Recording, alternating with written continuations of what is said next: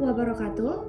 Perkenalkan, nama saya Aina Syafika dengan NIM 24021023 dengan program studi Administrasi Publik Universitas Maliku Saleh. Pada kesempatan kali ini, saya akan membuat video untuk memenuhi tugas akhir saya, yaitu tugas mata kuliah Administrasi Pemerintahan Aceh.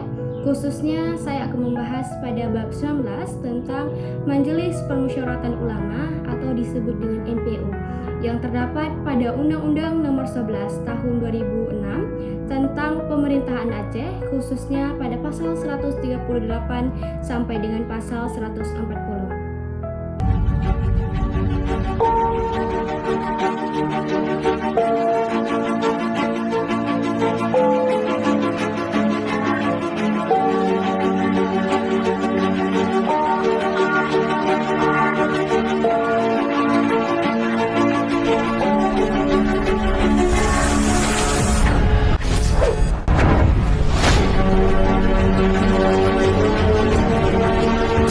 Bab ini menjelaskan mengenai keberadaan MPU sebagai lembaga keagamaan yang memiliki peran penting dalam memberikan pertimbangan kepada pemerintahan daerah berdasarkan nilai-nilai Islam. Keberadaan MPU merupakan salah satu bentuk kekhususan Aceh dalam penyelenggaraan pemerintahan. Pada pasal 138 menjelaskan bagaimana MPU dibentuk dan bagaimana kedudukannya dalam pemerintahan Aceh.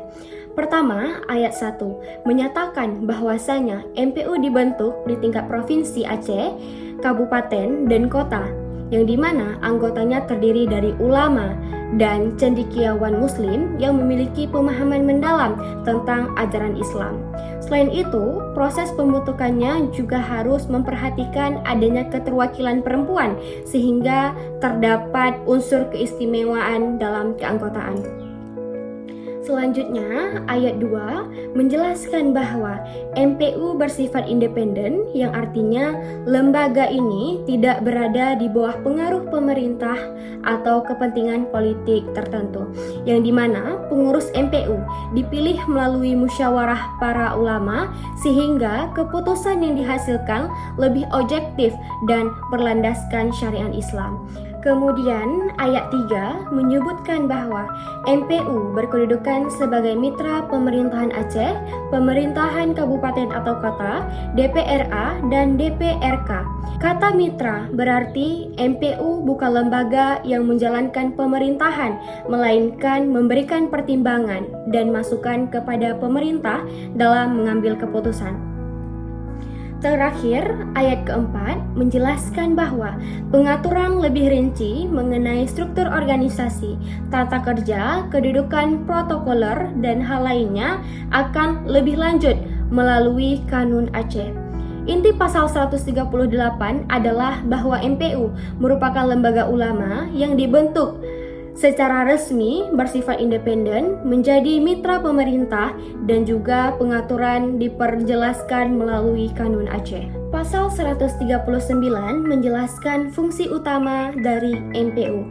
Pada ayat 1 disebutkan bahwa MPU memiliki fungsi menetapkan fatwa yang dapat dijadikan salah satu pertimbangan dalam penyusunan kebijakan pemerintahan daerah, khususnya di bidang pemerintahan, pembangunan, pembinaan masyarakat, dan ekonomi. Perlu dipahami bahwa fatwa MPU bukanlah peraturan perundang-undang, tetapi menjadi dasar pertimbangan moral dan keagamaan bagi pemerintah dalam membuat kebijakan agar tetap sesuai dengan nilai-nilai Islam. Kemudian ayat kedua menjelaskan bahwa tata cara pemberian pertimbangan tersebut akan diatur lebih lanjut melalui Kanun Aceh. Inti dari pasal 139 bahwa fungsi utama MPU ialah memberikan fatwa sebagai bahan pertimbangan pemerintah dalam menjalankan pembangunan dan pemerintahan di Aceh. Pasal 140 menjelaskan tugas serta wewenang MPU dalam melaksanakan fungsi. Pada ayat 1 huruf A, MPU memiliki kewenangan yaitu memberikan fatwa baik diminta maupun tidak diminta mengenai persoalan pemerintahan, pembangunan dan pembinaan masyarakat dan ekonomi. Hal ini menunjukkan bahwa MPU dapat memberikan pandangan keagamaan secara proaktif ketika melihat adanya persoalan yang membutuhkan arahan syariat Islam. Kemudian huruf B menyebutkan bahwa MPU juga bertugas memberikan arahan terhadap pemberdayaan pendapat dalam masyarakat mengenai masalah keagamaan. Dengan demikian, MPU berperan menjaga persatuan umat dan membantu menyelesaikan persoalan agama secara bijaksana. Selanjutnya, ayat 2 menjelaskan bahwa dalam melaksanakan tugasnya, MPU dapat melibatkan tenaga ahli dalam berbagai bidang ilmu apabila dibutuhkan. Hal ini menunjukkan bahwa keputusan atau fatwa MPU tidak hanya mempertimbangkan aspek agama, tetapi juga dapat didukung oleh ilmu pengetahuan seperti ekonomi, kesehatan, hukum, atau teknologi. Inti pasal 140 adalah bahwa MPU memiliki kewenangan memberikan fatwa, menyelesaikan persoalan keagamaan di masyarakat, dan dapat bekerja sama dengan para ahli agar keputusan yang diambil lebih komprehensif.